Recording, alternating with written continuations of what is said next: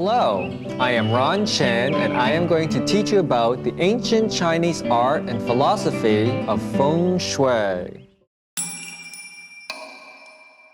People are getting divorced. There might be a new child that comes in. Maybe the grandparent is moving in, or maybe there's separation. So they need to change the qi or the energy of their personal space. Feed the hungry ghosts. I am like an acupuncture needle living in New York City, trying to create peace and tranquility and harmony through our spaces. Open up your palms, welcome the qi.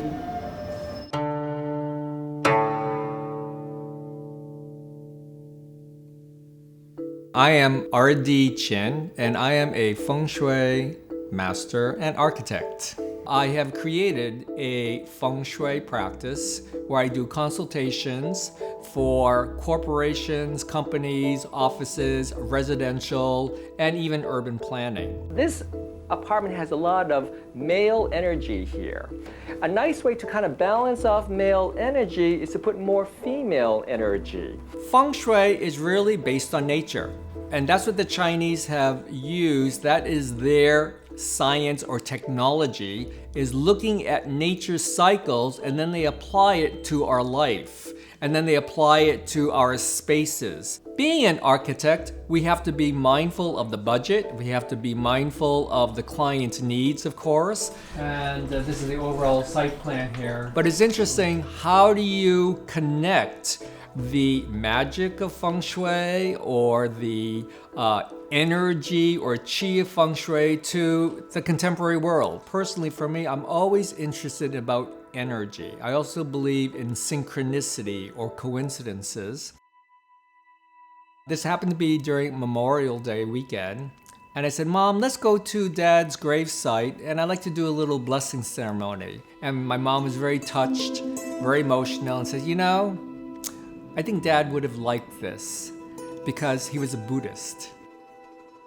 We grew up in a Baptist church in Arlington, Massachusetts, and here I am. All of a sudden, Feng Shui has actually helped me reconnect back to my cultural heritage. Ancient Chinese philosophy has gone from Eastern mysticism to American mainstream in less than a decade, making Feng Shui a multi-million-dollar business here in the U.S. I feel very grateful. I get consultation from major companies such as Standard Chartered Bank, Goldman Sachs. They call for Feng Shui because their bottom line is they want to have a good profit at the end of the year. Talk about raising the chi bar, so to speak. This is one of the major projects that I worked on with Standard Chartered Bank.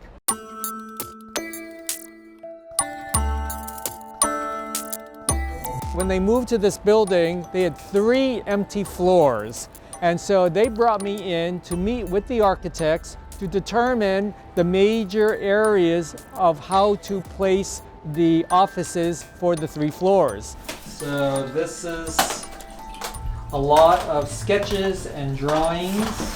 They had Feng Shui when they were located in the World Trade Center originally, and the Feng Shui master told them to stay on the lower floors. So therefore on 9/11 they did not lose anybody. I put my Feng Shui evaluation over the floor plan, and this is where I made a suggestion of showing the various areas of the elements on the floor plan and the bagua. And we can place the connecting stairs anywhere on this floor plate. So my proposal was to place the connecting stairs towards the back rear of the building, noted as the Wealth and Power Corner. And the Wealth and Power Corner is associated with wood energy. And so I proposed to have a living plant wall, and they did it. So they actually put a 3-story living plant wall in the connecting stairs. You have to visit it. It's absolutely fantastic. Tortoise Mountains, the Dragon and Tiger Hills, and it looks to the very beautiful view of Bryant Park, which is in the front of the building. In addition to that, I also did a blessing ceremony known as the Tracing of the 9 Stars. So you'll see photographs of me with the various department heads, and we threw rice and orange peels, and did an orange peel and the tracing of the 9 stars to bless the space. I don't know whether they wanted to let people know that I do this work for them, because in a way that's their secret about how they're maintaining their qi presence in the business world. It's like the emperors of China. When the emperors died, they also killed off their Feng Shui masters. Now here's Dee. She is the designer for this client's home. The students who come to study with me come from an incredible variety of backgrounds. I have interior designers, I have some architects, I have people who are just interested in Chinese philosophy. Fireplace? Yep. That's in the Feng size. Actually, that's quite nice because you have an addition of energy. They just see me as a teacher to teach them a much larger perspective about what does it mean to enhance the quality of a life. And Feng Shui seems to be that beautiful umbrella to talk about art, or to talk about creating space, or to talk about an urban plan, or to talk about a residence or a company. And the next certificate goes to Melissa Rosati.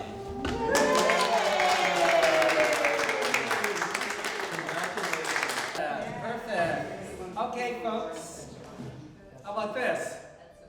Orange peels represent auspicious gold energy radiating through your entire space. 1, 2, 3.